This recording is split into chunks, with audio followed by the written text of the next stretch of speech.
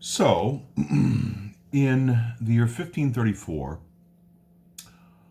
Pope Clement VII, as in Holy Roman Emperor Charles V and King Henry VIII of England, commissions Michelangelo now to paint the altarpiece in the Sistine Chapel, the so-called Final Judgment or Last Judgment scene.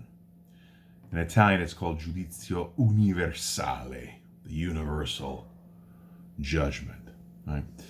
Which is interesting because Michelangelo's first work, the ceiling, is the first few chapters of the first book of the Christian Bible, the book of Genesis, the beginning. And the altarpiece is actually the last book of the Christian Bible, the last book of the New Testament, the book of the Apocalypse, the Revelation. So the final judgment. That is, we've been waiting so long for Jesus Christ, our King, to return. Here it is. Here I am. Okay. That's 1534. Pope Clement VII dies, but his successor, Pope Paul III, continues this program. So, no, technically it's 1534 when Michelangelo is given the commission.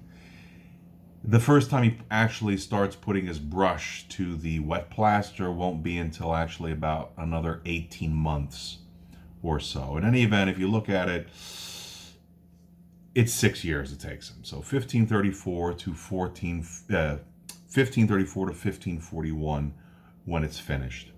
It's unveiled. So 4 years for the ceiling, 6 years for the altarpiece. The ceiling, 5,000 square feet, 464 square meters. The altarpiece, about 1,750 square feet, or about 150 square meters. So about a third of the size of the ceiling, and it took him even longer to do. When looking at it, and again, for those fans, and I sincerely thank you, who are following this as well, appreciating the idea of liking to learn something instead of just having to be forced to learn something, you're welcome, most welcome. You will find below this video in the description, you'll find the link to, once again, the Vatican Museum's own virtual tour of the Sistine Chapel. So just link on that and you can look at this image as we go through it. Of course, my dearest students, you already have in your worksheets the image itself, as well as a link below if you want to zoom in on any particulars, details of this masterpiece. Artistically speaking, 20 years after the ceiling. So Michelangelo's painting this 20 years after he finishes the ceiling of the Sistine Chapel. Artistically, he himself has improved tremendously. As a painter, the human bodies are much more developed. There's about 300 different human bodies, figures in this composition. And all the movement in the composition is focused around the optical center. Namely, if you look in the upper half of the composition, right in the center, but the optical center, you see the figure of Jesus Christ, whose right arm is raised up. And everyone surrounding him in the composition is kind of frozen in time, leaning in, as if they're waiting for something.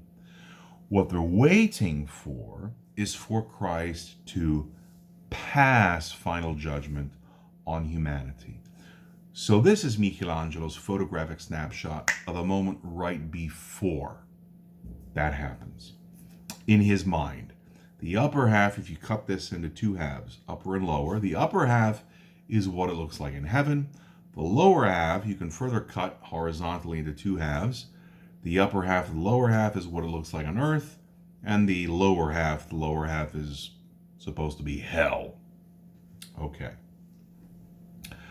Now Michelangelo is having to respond not merely to corruption in the Roman Catholic Church, the Papacy, society at large, but now he's having to also address these issues from the Roman Catholic perspective that are at the fore of the inaugurated Protestant Reformation, right? Those ideas of Martin Luther, sola scriptura, sola fide, and John Calvin, humans have no free will, and predestination. Okay, so first of all, how does Michelangelo go about this? Well, let's start out with Martin Luther, right? Sola scriptura, by scripture alone, and sola fide, by faith alone, one is saved. You'll notice in the upper half of the composition that the vast majority of all of these human persons, these figures in the composition, they're holding stuff. For example, if you look just below the figure of Christ, the optical center, beneath him, just to the left, you see a guy, kind of balding, holding what looks like a ladder, a fireman's ladder. It's not supposed to be a ladder, it's supposed to be a grill, and this guy is supposed to be an early Christian martyr, Saint Lawrence the Deacon, who was executed here in Rome under Emperor Decius in the year 251. St. Lawrence was a deacon of the Christian church, a guy in charge of the purse strings, which we again talked about previously in the course, the 3rd century, what also that means. It's not exactly saintly, but in any event, handling the money of the Christian community, presumably to be distributed among members of the community who were most in need. Okay. He's holding what looks like a ladder. It's not a ladder, it's supposed to be a grill, like a barbecue spit or a grill, because he was executed by being barbecued, by being grilled alive. And as the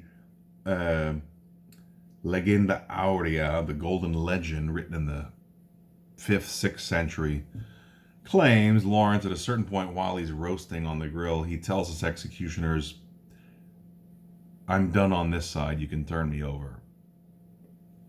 I doubt he actually said that. He may, who knows? State of ecstasy and all that. Whatever. Okay, in any event.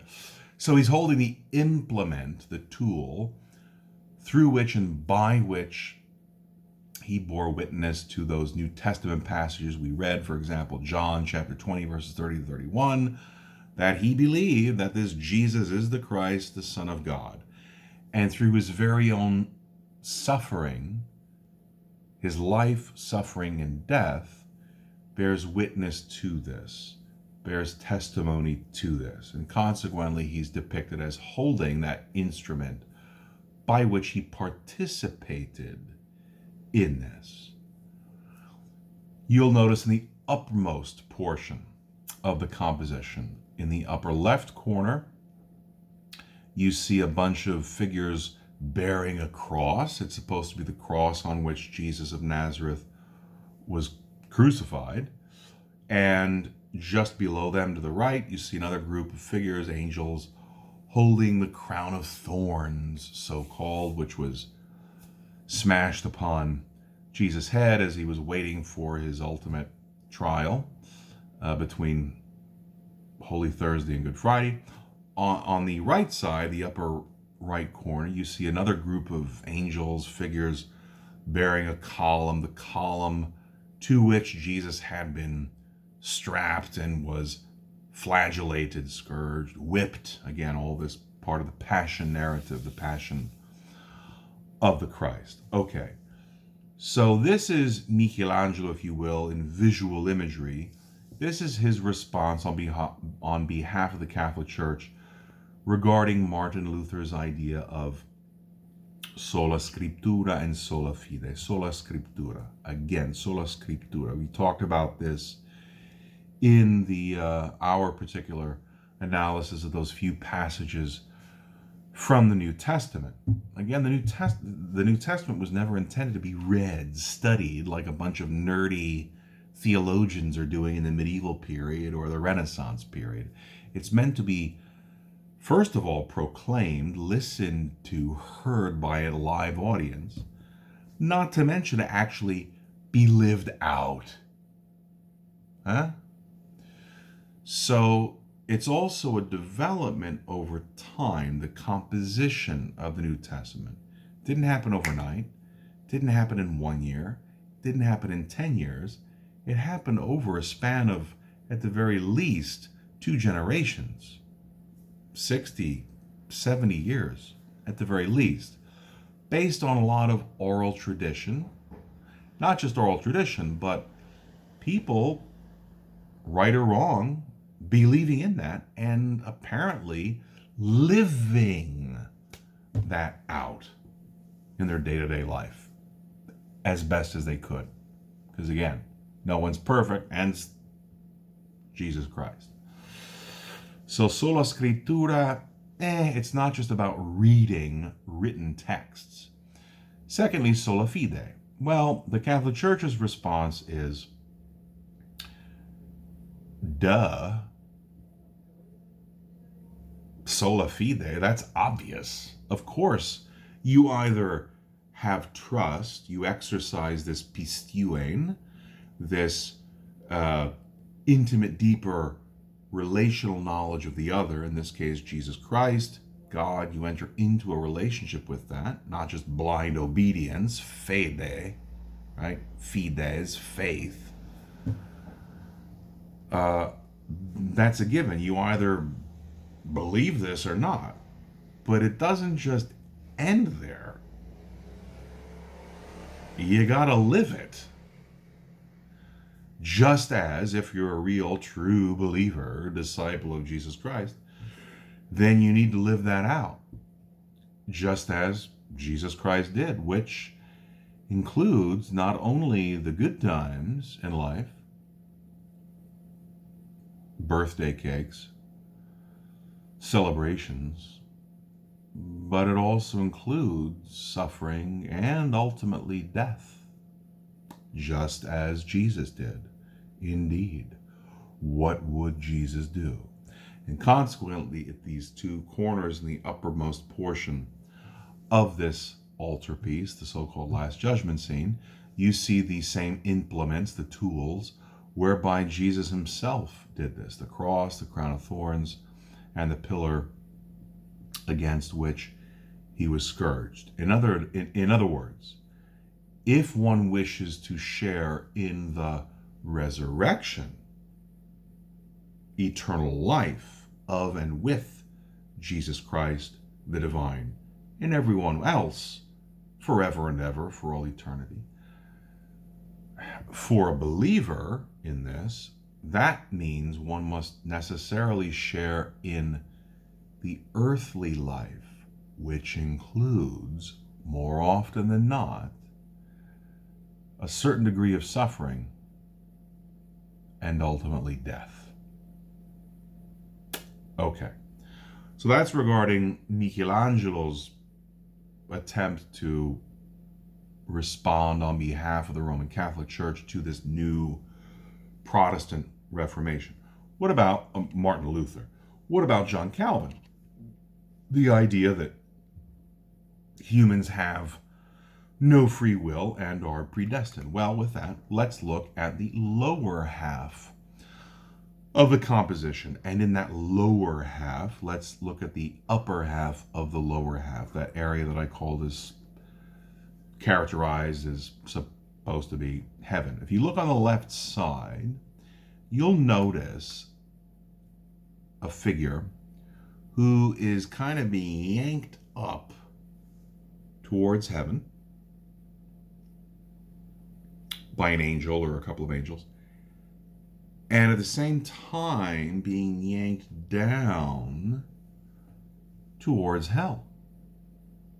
Not yet in heaven, not yet in hell, and there's a struggle going on between these invisible spiritual beings, realities, generically referred to as angels in English, inaccurately, but that's okay. For the sake of argument, for our purposes, we'll leave that there for now. Okay, but in these invisible spiritual realities, spiritual beings involved in this combat, this battle between these mysterious, invisible, at least in the physical, natural world, good and evil. Okay. you'll notice that the angel's pulling him up, and there's a couple of demons pulling him down, right? So it's the angel is the one with the kind of the red cape, almost like a crown-looking figure, kind of trying to pull the guy up by his knees. Yeah, lower left corner of the screen. So the idea here is this kind of goes between both Martin Luther and John Calvin. That is, we said that John Wycliffe, even before, Jan Hus, now Martin Luther and John Calvin, we don't need any of these even sacraments. These are hoops we're jumping through. Why do we need to do this stuff? Well, we just addressed that. If you want to share in the resurrection, the eternal life with Christ, you got to actually do something. You got to live the life, okay? At the same time, going more specifically to John Calvin, free will, predestination, there are certain realities invisible in the sense of physical, the natural world, that can and do assist those human beings still in this particular plane of existence. They can't force you, but certainly through the intercessions, the prayers, especially of the saints, already there, been there, done that, right? Through the intercessions of the saints there, already in heaven, as well as the holy ones, the saints, the baptized faithful in this physical, natural, earthly plane, can assist through their intercessions, prayers for the individual.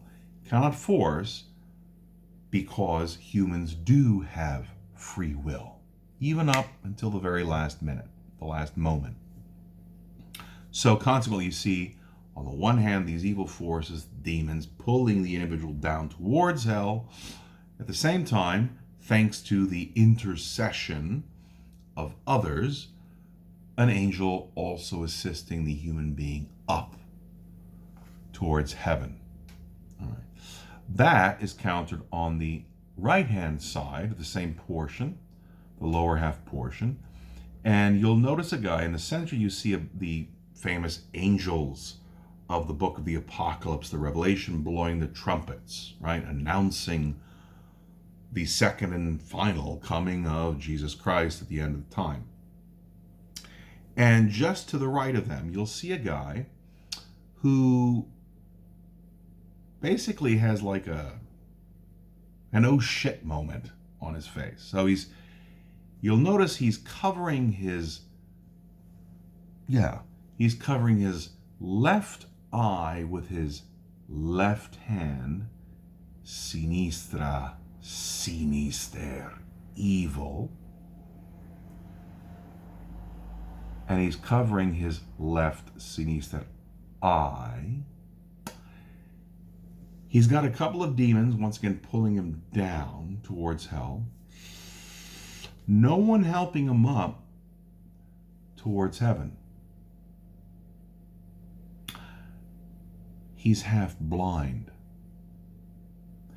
in the sense of faith. And he's compromised by evil or his sins. That is to say, he's not looking completely with the eyes of pistue, trust, this deeper, more intimate, relational knowing of Jesus Christ, of the divine. And consequently, perhaps he's not even asking for help. He's not asking the intercession of anyone. That doesn't mean anyone's pushing him down, condemning him to hell. Of course, he's being pulled down, so that doesn't help. But no one's forcing him to. Yet he's not still in hell. Notice.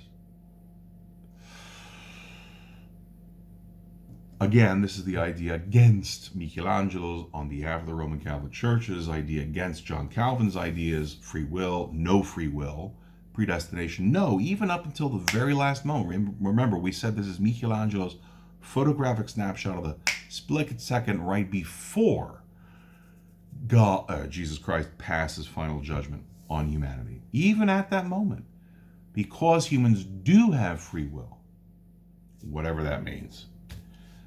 and certainly they're not predestined one way or the other, that even up until the very last moment, humans have the possibility to make their decision for Christ, if you will. Consequently, he's somewhere in the middle.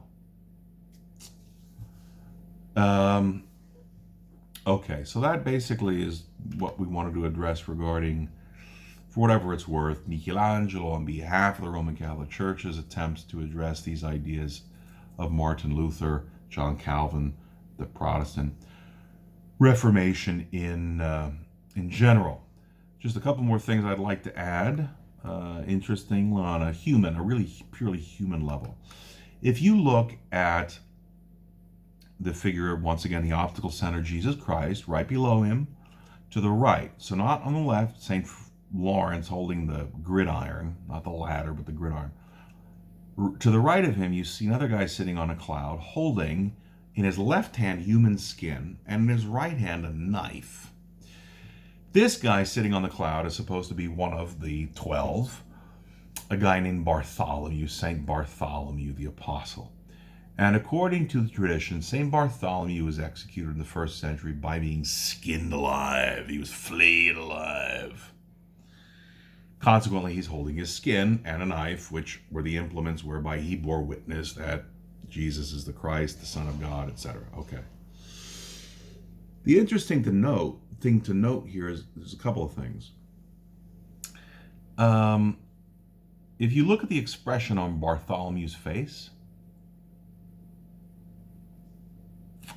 he looks kind of angry. In fact, if you look at his eyes, he's glaring rather angrily at Christ. And the knife that he's holding in his right hand lines up directly with the wound in the side of Christ. The face and the skin that he's holding is Michelangelo's self-portrait. The artist here, Michelangelo, it's the only time he ever depicted himself, as far as we know, at least in painting. The artist Michelangelo is identifying himself as the true disciple of Christ. Bartholomew is saying, wow, I'm one of the few believers I see walking around here. And I'm trying to make sense out of all this Christian and Roman Catholic stuff. And you're attacking me, we're coming to that, you're attacking me, because he was attacked when he painted this, which would haunt him the rest of his life, even beyond the grave. Why was he attacked? Because of all the nudes, the naked human bodies in the composition. In fact, after this was unveiled, they busted his balls the rest of his life till he died, 3 weeks shy of his 89th birthday in 1564. They pressured him, cover up the nudes, paint underwear on them. He always refused. And of course he could, because by that point he was Michelangelo. So, fanculo. Okay. In any event, as soon as he died, the Pope forced his day laborers towards the end of his life that he had to go ahead and paint underwear on all the nudes.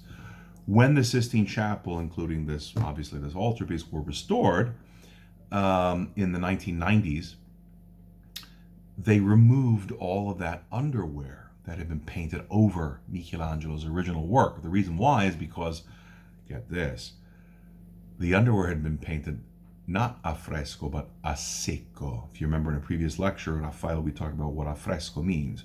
You paint immediately directly on wet plaster so that the plaster absorbs into itself the paint, so it's not just on the surface.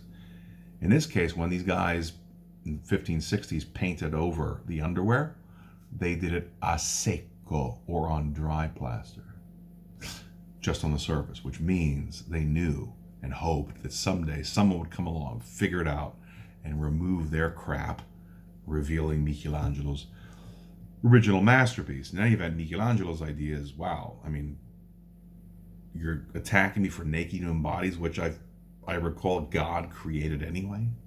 Really? Lastly, just as another kind of funny aside. When you enter the chapel, most people, you enter, in fact, many of you have since you were here in Rome, you enter from the lower right corner beneath a figure that you see. And if you blow it up, you'll notice that his head, he has ass ears, donkey ears. This is supposed to be a guy in Greek mythology known as Minos, who is the judge of the underworld in Greek and Roman mythology. And you see wrapped around his body, well, at first glance looks like a rope, but if you blow that image up and you look at it, you'll notice it's not a rope, it's a serpent. And the mouth of the serpent, the snake, is clamped down rather securely on this guy's penis. When everyone saw this, they laughed. Not so much because of that, because everyone recognized the face of this guy, which is Michelangelo's portrait of one Monsignor Biagio, or Blaise, of Cesena, a town in northern Italy, who at the time was a cardinal in the Vatican, one of the Pope's advisors, and Michelangelo's harshest critic publicly because of all the nudes. So when in 1541 the curtain came down in front of 500 people, the one guy in the chapel not laughing was Cardinal Blaise, Monsignor Biagio, who famously complained to the Pope at this time, again, Pope Paul III, who responded, well, with all due respect, Your Eminence, Father Blaise, any judgment is not for me to make, much less, ha ha ha, you Minos acting as judge, but ultimately it's Christ's prerogative. In other words, it's your problem. You deal with it. And so Cardinal Blaise remains with us in hell here 500 years later.